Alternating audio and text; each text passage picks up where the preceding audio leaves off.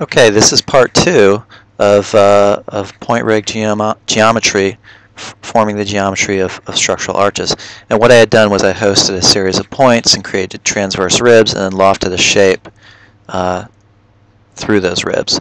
But now I want to start talking about a little bit more sophisticated control. I already showed you that you can actually host points on levels and then control the offsets of those points. In this case, I've actually created a parameter vault mid-height. So each one of these midpoints is set at, or is driven right now 3 meters above the plane, and I can adjust that. So what else can I do? Well, I know these guys are hosted now on these planes, and I could very simply set my work plane. If I set it to my center front back, it's now sort of in plane with what I'm looking at. And no, excuse me, it's not. Center, left, right. And I'm able to throw some dimensions onto my levels. Or I can drive it from the ground. I can say, I can call this tippy top of the vault.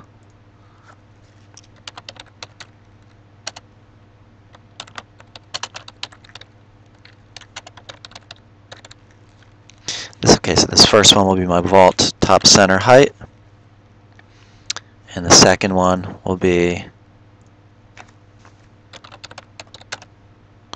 vault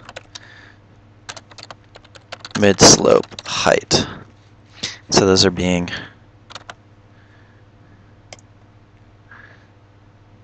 now parametrically driven. So if I pull up my parameters and I look at these guys, why did I make reporting parameters? That's interesting. It's not letting me drive them from the elevation.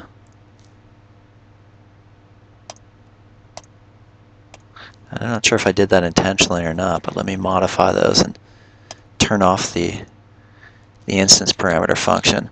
So now I'm going to kind of drive those guys, and maybe I want to make my mid slope. I want to make this shallower and a little more elegant, so I'll make that 5 meters, and I'll make the next one 10 and apply. Oops, I made it 10 millimeters, not 10 meters, and hit apply. So I'm kind of beginning to create this shallow vault, and maybe if I want to just look at it, flattened, I can flatten those guys out into more of a ribbon right now. And I'm beginning to see a little bit, kind of indicator that this thing is turning into a more conventional catenary, but it's not quite there. I'm sure there's a way to do this mathematically. I'm just doing it visually. So maybe I can come in and actually grab this reference plane, control copy, and begin to put a little bit more structure into this. So I can begin, I'm going to try the alignment tool again. It didn't work last time. What I'm trying to do is get my points. Now they won't go. I don't know why they won't do that.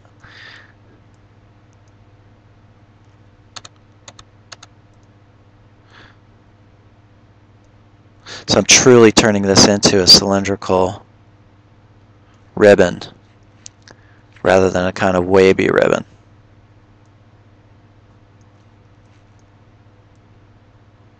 And I talked a little bit before about using reference lines. These transverse ribs are reference lines that will not dissolve and disappear when you, if you delete this plane, like so. If I come back into ISO view, grab the form and delete it, I'm still left with the bones.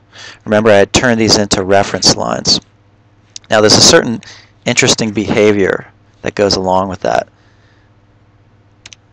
Won't create the form because remember I told you that if everything's in plane it doesn't want to. I have to lift some of those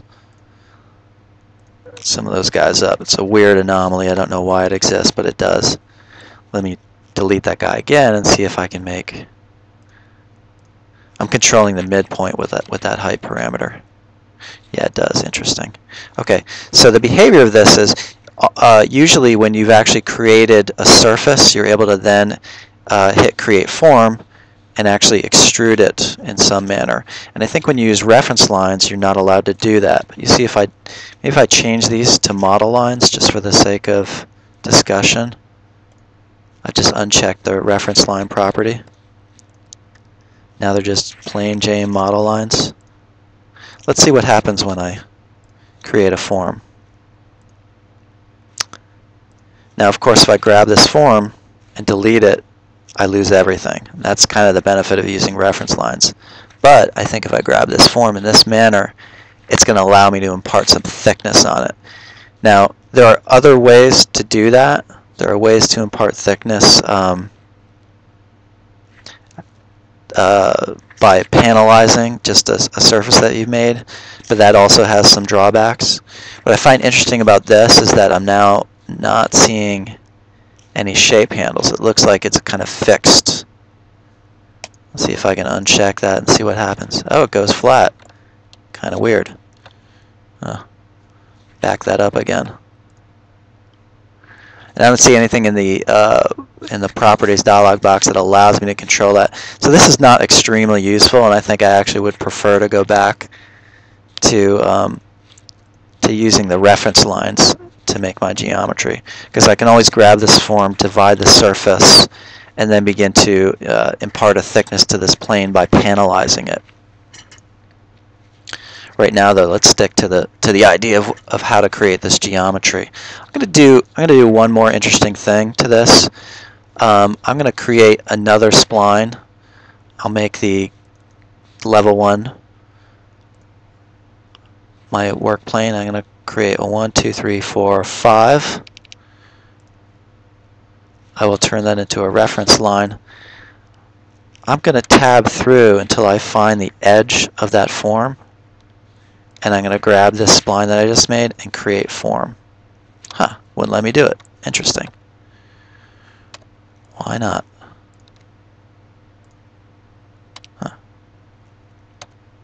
What I'm trying to do is actually loft from edge to edge, which I've been able to do before, but for some reason right now it doesn't want to do it.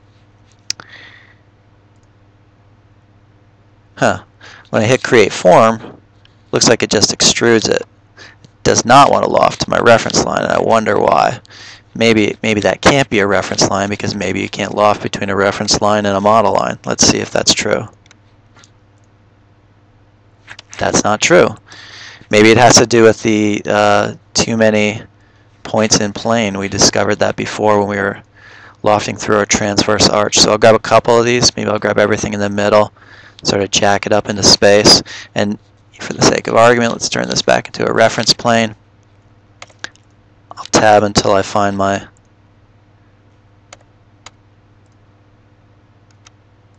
edge and my reference line. And there it is. So it looks like it was just that issue again of the points being coplanar. But now I've got this thing, and it's going to be kind of driven by my other geometry. You know, if I grab these guys, let's say I want to have them flat on the ground. Remember, I've got that offset parameter. By the way, this is empty because they're all different, so it's just telling you it's neither here nor there. So those are all laid on the ground plane. It's kind of lofting from the arch edge down to a flat.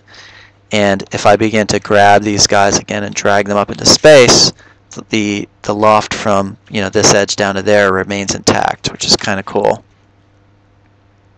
I found that actually making negatives in Revit and trying to drive them through the form works, but unfortunately, let's see if I can drive it through and punch a hole through it.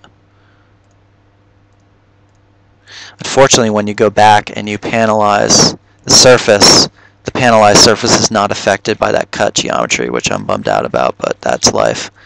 So I've taken to actually trying to create any holes in a geometry I want to make by actually structuring the geometry instead of using void forms. There we go.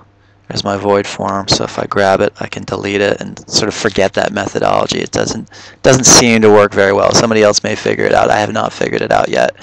And so I've now got new bones. Just for the sake of showing you what happens, I'm going to pump it into my project environment, and take a look at it. Now the nice thing about the project environment that's lacking in the conceptual mass environment is that you can create sectional views, which, you know, for an arch, if you're arching over something or you want to see it in context, you want to cut sections, you can do that in the project. So kind of go back and forth and again load the geometry up with as much parameters as I find useful and not confusing, because if I want to see things change in context, I can control them from the properties dialog box of that mass object. So this is video number 2, and I'm going to show in video number 3 I'm actually going to do the same thing but with a slightly different methodology.